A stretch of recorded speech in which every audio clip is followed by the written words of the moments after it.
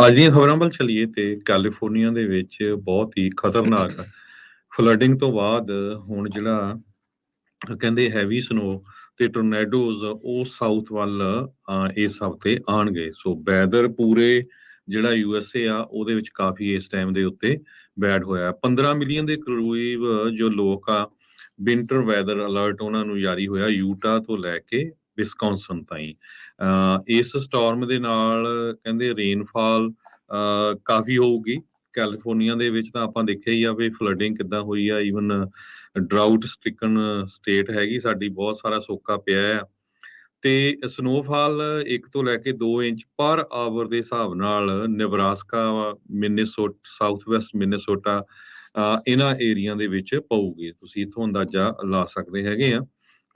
ਤੇ ਇਸੇ ਤਰ੍ਹਾਂ ਜੋ ਵਿੰਟਰ ਸਟਾਰਮ ਆ ਉਹ 4 ਕਾਰਨਰ 2 ਨਾਈਟਸ ਸੈਂਟਰਲ ਪਲੇਨ, ਅਪਰ ਮਿਡਵੈਸਟ ਇਹਨਾਂ ਸਾਰੇ ਤੇ ਸਾਊਥ ਇਧਰਲੇ ਸਾਈਡ ਨੂੰ ਮੂਵ ਹੋਇਆ ਹੈਗਾ ਆ। ਸੋ ਜਿੰਨੇ ਵੀ ਨੈਸ਼ਨਲ ਵੈਦਰ ਸਰਵਿਸ ਦੇ ਮੁਤਾਬਕ ਉਹਨਾਂ ਨੇ ਦੱਸਿਆ ਆ ਵੀ ਲੋਕਾਂ ਨੂੰ ਵਾਚ ਕਰਨਾ ਚਾਹੀਦਾ ਵੈਦਰ ਦਾ ਚੈਨਲ ਤੇ ਪਲ ਪਲ ਦੀ ਜਿਹੜੀ ਆ ਖਬਰ ਦੇਖਣੀ ਚਾਹੀਦੀ ਆ। ਆਪਾਂ ਦੇਖਿਆ ਵੀ ਕਿਸ ਤਰ੍ਹਾਂ ਵੀਕਐਂਡ ਦੇ ਦੌਰਾਨ ਜੋ ਕੈਲੀਫੋਰਨੀਆ ਦੇ ਵਿੱਚ ਖਾਸ ਕਰਕੇ ਸੈਕਰਾਮੈਂਟੋ, ਐਲਗਰੋਵ, ਵਿਲਟਨ ਟਾਊਨ ਪੂਰਾ ਡੁੱਬਿਆ ਪਾਣੀ 'ਚ, ਫਲੱਡਿੰਗ ਹੋਈ ਆ। ਲੋਕ ਪਾਣੀ 'ਚ ਕਾਰਾਂ ਲੰਘਾ ਰਹੇ ਸੀ ਹਾਈਵੇ 99 ਤੇ, ਪਰ ਉਹਨਾਂ ਦੀਆਂ ਕਾਰਾਂ ਰੁੜਨੀਆਂ ਸ਼ੁਰੂ ਹੋ ਗਈਆਂ। Yeah. ਸੋ ਇਹ ਬੜਾ ਧਿਆਨ ਰੱਖਣ ਦੀ ਜ਼ਰੂਰਤ ਆ।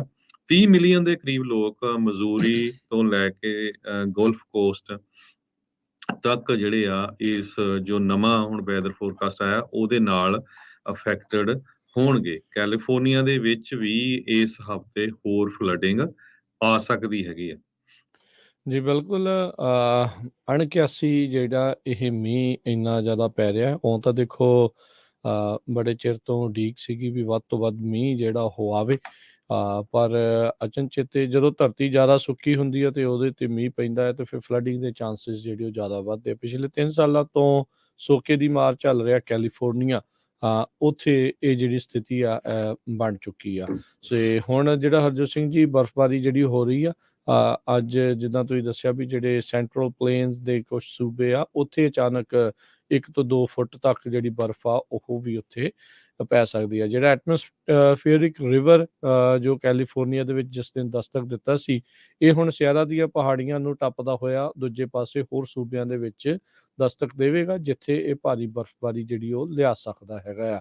ਉਂਝ ਜੇ ਦੇਖਿਆ ਜਾਵੇ ਤਾਂ ਹਰਜੋਤ ਸਿੰਘ ਜੀ ਕੈਲੀਫੋਰਨੀਆ ਦਾ ਸਨੋ ਪੈਕ ਰਿਕਾਰਡ ਹਾਈ ਦੇ ਉੱਤੇ ਪਹੁੰਚ ਚੁੱਕਾ ਆ। ਹੁਣ ਕਹਿੰਦੇ ਜਦੋਂ ਬਰਫ਼ ਪੈਣ ਤੋਂ ਬਾਅਦ ਹੋਰ ਜੇ ਸ਼ੀਤ ਲਹਿਰ ਚੱਲਦੀ ਆ, ਠੰਡ ਲੱਗਦੀ ਆ, ਤਾਂ ਬਰਫ਼ ਜੰਮਦੀ ਆ ਤੇ ਇਹ ਫਿਰ ਖੁਰਨ ਨੂੰ ਹੌਲੀ ਹੌਲੀ ਵਕਤ ਲੱਗਦਾ ਆ, ਜੋ ਕਿ ਇੱਕ ਚੰਗੀ ਗੱਲ ਰਹਿੰਦੀ ਆ ਲੰਮੇ ਸਮੇਂ ਤੱਕ ਪਾਣੀ ਜਿਹੜਾ ਆ ਮੁਹੱਈਆ ਹੋਣ ਦੇ ਲਈ। ਸੋ ਫਾਰ ਕਹਿੰਦੇ ਵੀ ਜਿੰਨਾ ਵੀ ਇਹ ਦੇਖਿਆ ਜਾ ਰਿਹਾ ਆ, ਅਜੇ ਡਿਕਲੇਅਰ ਤਾਂ ਨਹੀਂ ਇਹਨਾਂ ਨੇ ਕੀਤਾ ਵੀ ਸੋਕੇ ਦੀ ਜਿਹੜੀ ਮਾਰ ਆ ਉਹ ਖਤਮ ਹੋ ਗਈ ਆ, ਪਰ ਕਹਿੰਦੇ ਵੀ ਉਸ ਪਾਸੇ ਵੱਲ ਨੂੰ ਆਪਾਂ ਹੌਲੀ ਹੌਲੀ ਵੱਧ ਰਹੇ ਆ। 100% ਐਵਰੇਜ ਦੇ ਨਾਲੋਂ ਜਿਹੜਾ ਹਰਜੋਤ ਸਿੰਘ ਜੀ 140% ਦੇ ਉੱਤੇ ਸਨੋ ਪੈਕ ਦੇਖਿਆ ਗਿਆ ਆ।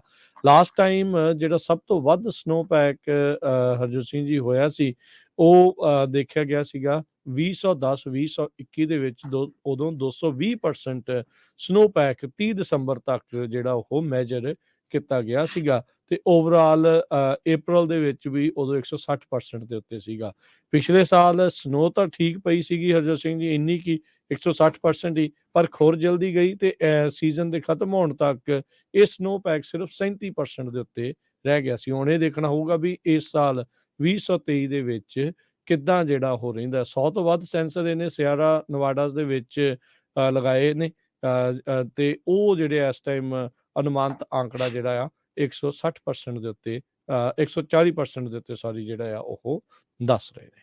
ਕੈਲੀਫੋਰਨੀਆ ਦੇ ਜਿੰਨੇ ਵੀ ਮੇਜਰ ਹਾਈਵੇਜ਼ ਆ ਉਹ ਕਾਫੀ ਸਮਾਂ ਵੀਕਐਂਡ ਦੇ ਦੌਰਾਨ ਬੰਦ ਰਹੇ ਆ। ਹਾਈਵੇ 99 ਸੈਕਰਾਮੈਂਟੋ ਏਰੀਏ 'ਚ ਵਿਲਟਨ ਵਾਲਾ ਜੋ ਟਾਊਨ ਆ ਉਹ ਸਾਰਾ ਪਾਣੀ 'ਚ ਡੁੱਬਿਆ। ਐਲਗਰੋਵ ਦੇ ਲਾਗੇ ਹਾਈਵੇ 50 ਬੰਦ ਰਿਹਾ। 101 ਸਾਊਥ ਸੈਨ ਫਰਾਂਸਿਸਕੋ ਦੇ ਲਾਗੇ ਬਹੁਤ ਲੰਮਾ ਸਮਾਂ ਬੰਦ ਰਿਹਾ। 880 ਵੀ ਕਾਫੀ ਲੰਮਾ ਸਮਾਂ ਕਈ ਏਰੀਏਜ਼ ਦੇ ਵਿੱਚ ਬੰਦ ਰਿਹਾ। 580 ਉੱਥੇ ਲੈਂਡਸਲਾਈਡ ਹੋ ਗਿਆ ਸੀ, ਉਹ ਕਾਫੀ ਲੰਮਾ ਸਮਾਂ ਜਿਹੜਾ ਬੰਦ ਰਿਹਾ। ਸੈਕਰਾਮੈਂਟੋ ਦੇ ਵਿੱਚ ਵੀ ਜਿਹੜੀ ਫਲੱਡਿੰਗ ਆਈ, ਇਸੇ ਤਰ੍ਹਾਂ ਸਦਰਨ ਕੈਲੀਫੋਰਨੀਆ ਦੇ ਵਿੱਚ ਵੀ ਕਾਫੀ ਜਿਹੜੀ ਫਲੱਡਿੰਗ ਹੋਈ ਹੈਗੀ ਆ। ਕਹਿੰਦੇ ਵੀ ਆਉਣ ਵਾਲਾ ਵੀਕ ਐਟਮੋਸਫੇਅਰਿਕ ਰਿਵਰ ਫੇਰ ਅੱਜ ਸ਼ੁਰੂ ਹੋ ਰਿਹਾ। ਸੋ ਇਹਦੇ ਨਾਲ ਇੰਨਾ ਤਾਂ ਨਹੀਂ ਹੋਊਗਾ ਨੁਕਸਾਨ ਜਿੰਨਾ ਪਿਛਲੇ ਹਫ਼ਤੇ ਹੋਇਆ, ਪਰ ਫਲੱਡਿੰਗ ਇੱਕ ਵਾਰੀ ਫੇਰ ਆ ਸਕਦੀ ਹੈ। ਇਹ ਨਵਾਂ ਜੋ ਐਟਮੋਸਫੇਰਿਕ ਰਿਵਰ ਆ ਰਿਹਾ, ਇਹਦੇ ਨਾਲ ਮੀਂਹ, ਫਲੱਡਿੰਗ ਨਾਰਦਰਨ ਤੇ ਸੈਂਟਰਲ ਕੈਲੀਫੋਰਨੀਆ ਤੇ ਬੇ ਏਰੀਏ ਦੇ ਵਿੱਚ ਫਲੱਡਿੰਗ ਕੰਜ਼ਿਊਮਰ ਰਿਵਰ ਦੇ ਨਾਲ ਜੋ ਹੋਈ ਸੀ ਹਾਈਵੇ 99 ਸਾਊਥ ਆਫ ਐਲਕ ਗਰੋਵ ਦੇ ਵਿੱਚ, ਤੇ ਉੱਥੇ ਡਿਪਾਰਟਮੈਂਟ ਆਫ ਟਰਾਂਸਪੋਰਟੇਸ਼ਨ ਨੇ ਟਵੀਟ ਕੀਤਾ ਵੀ ਉਹ ਸਭ ਤੋਂ ਜ਼ਿਆਦਾ ਟਰੈਵਲ ਕੀਤਾ ਜਾਂਦਾ ਹਾਈਵੇ ਹੈਗਾ ਆ, ਕਮਰਸ਼ਲੀ ਜੀ ਬੜਾ ਇੰਪੋਰਟੈਂਟ ਆ। ਬਹੁਤ ਸਾਰੇ ਲੋਕਾਂ ਨੂੰ ਪਾਣੀ ਦੇ ਵਿੱਚੋਂ ਉੱਥੋਂ ਕੱਢਣਾ ਪਿਆ, ਜਿਹੜੇ ਕਾਰਾਂ ਚਲਾ ਰਹੇ ਸੀ ਤੇ ਕਾਰਾਂ ਉਹਨਾਂ ਦੀਆਂ ਜੋ ਸਟਕ ਹੋ ਗਈਆਂ। ਜੀ ਜੀ ਬਿਲਕੁਲ। ਸੋ ਦੇਖੋ ਕੀ ਜਿਹੜਾ ਬੰਦਾ ਹਰਜੋਤ ਸਿੰਘ ਜੀ, ਇੱਥੇ ਇੱਕ ਚੀਜ਼ ਤੁਹਾਨੂੰ ਪੁੱਛਣਾ ਚਾਹੁੰਦੇ ਆ ਇੰਸ਼ੋਰੈਂਸ ਦੇ ਪੱਖ ਤੋਂ, ਜਦੋਂ ਫਲੱਡਿੰਗ ਵਗੈਰਾ ਜਿਹੜੀ ਉਹ ਹੁੰਦੀ ਆ, ਕਈ ਵਾਰੀ ਫਿਰ ਅਚਨਚੇਤੇ ਜਦੋਂ ਫਲੱਡ ਆਉਣ ਲੱਗਦੇ ਆ, ਲੋਕ ਇੰਸ਼ੋਰੈਂਸ ਫਲੱਡ ਵਾਲੀ ਜਿਹੜੀ ਉਹ ਲੈਣ ਲੱਗ ਜਾਂਦੇ ਆ। ਕੀ ਉਹ ਫਿਰ ਕਾਰਗਰ ਹੁੰਦੀ ਹੈ ਜੇ ਰੱਬ ਨਾ ਕਰੇ ਕਿਸੇ ਦਾ ਪ੍ਰਾਪਰਟੀ ਦਾ ਨੁਕਸਾਨ ਜੀ ਹੋਇਆ ਇਹੀ ਹੋਵੇ? ਪ੍ਰੋਬਲਮ ਆ ਨਾ ਵੀ ਲੋਕ ਕੀ ਆ, ਜਦੋਂ ਕਿਤੇ ਮੀਂਹ ਜ਼ਿਆਦੇ ਪੈਂਦੇ ਫਲੱਡਾਂ ਦੇ, ਸਾਰਿਆਂ ਨੂੰ ਯਾਦ ਹੋਊਗਾ ਜਦੋਂ ਔਰੋਵਿਲ ਡੈਮ ਦੇ ਟੁੱਟਣ ਦਾ ਟੁੱਟੇ ਗਿਆ ਸੀ, ਜਦੋਂ ਰੌਲਾ ਪਿਆ ਸੀ, ਉਹ ਬਹੁਤ ਲੋਕਾਂ ਨੇ ਜਿਹੜੀਆਂ ਇੰਸ਼ੋਰੈਂਸਸ ਬਾਈ ਕੀਤੀਆਂ, ਵੀ ਡੁੱਬ ਗਿਆ ਸੀ। ਜਿਨ੍ਹਾਂ ਕੋਲ ਨਹੀਂ ਇੰਸ਼ੋਰੈਂਸ ਹੋਏ ਉਹ ਰਗੜ ਹੋ ਗਏ ਲੋਕਾਂ ਨਾ, ਉਹਨਾਂ ਦਾ ਸਾਰਾ ਸਮਾਨ ਜੀ। ਸੋ ਨਹੀਂ ਜੀ, ਜਿੱਥੇ ਫਲੱਡ ਜ਼ੋਨ ਹੈਗਾ ਆ, ਜੇ ਕਹਿੰਦੇ ਆ ਤੇ ਭਾਈ ਲੈ ਕੇ ਰੱਖੋ, ਕਿਉਂਕਿ ਅਚਨਚੇਤੇ ਆਏ ਇਦਾਂ ਮੀਂਹ ਦੇ ਕਰਕੇ ਤੇ ਪਤਾ ਨਹੀਂ ਲੱਗਣਾ। 30 ਦਿਨ ਪਹਿਲਾਂ ਤੁਸੀਂ ਕੋਈ ਭਵਿੱਖਬਾਣੀ ਕਰ ਨਹੀਂ ਸਕਦੇ ਵੀ ਇੱਥੇ ਫਲੱਡ ਆ ਸਕਦੇ ਆ, ਤੇ ਜੇ ਤੁਸੀਂ ਉਦੋਂ ਲੈਂਦੇ ਆ ਤੇ ਫਿਰ ਉਹ ਬੇਸਿਕਲੀ ਫਿਰ ਵੇਸਟ ਜਾਂਦੀ ਆ, ਨਾ ਤੁਹਾਡੀ ਇੰਸ਼ੋਰੈਂਸ ਨੇ ਕੁਛ ਬਾਅਦ 'ਚ ਕਵਰ ਕਰਨਾ, ਨਾ ਹੋਰ, ਤੇ ਬਾਕੀ ਨੁਕਸਾਨ ਜਿਹੜਾ ਆ ਉਹ ਵੱਖਰਾ ਜਿਹੜਾ ਉਹ ਹੁੰਦਾ ਆ। ਸੋ ਇਹ ਚੀਜ਼ਾਂ ਜਿਹੜੀਆਂ ਧਿਆਨ ਆ। ਪਰ ਕੀ ਹਰਜੋਤ ਸਿੰਘ ਜੀ, ਜਿਹੜੀ ਗੱਡੀਆਂ ਵਗੈਰਾ ਇਦਾਂ ਜਦੋਂ ਫਲੱਡ ਦੇ ਵਿੱਚ ਹੋ ਜਾਂਦੀਆਂ, ਕੀ ਉਹ ਉਹਨਾਂ ਦੀ ਕਵਰੇਜ ਹੁੰਦੀ ਹੈ ਕਿ ਜੇ ਏਦਾਂ ਉਹ ਨਹੀਂ? ਕਵਰ ਹੋ ਜਾਂਦੀ, ਜਿਨ੍ਹਾਂ ਦੀ ਫੁੱਲ ਕਵਰੇਜ ਹੈਗੀ ਉਹਨਾਂ ਨੂੰ ਕਵਰ ਕਰ ਲੈਂਦੇ ਆ ਜੇ ਫਲੱਡ ਠੀਕ ਹੋ ਜਾਣ। ਠੀਕ ਹੈ।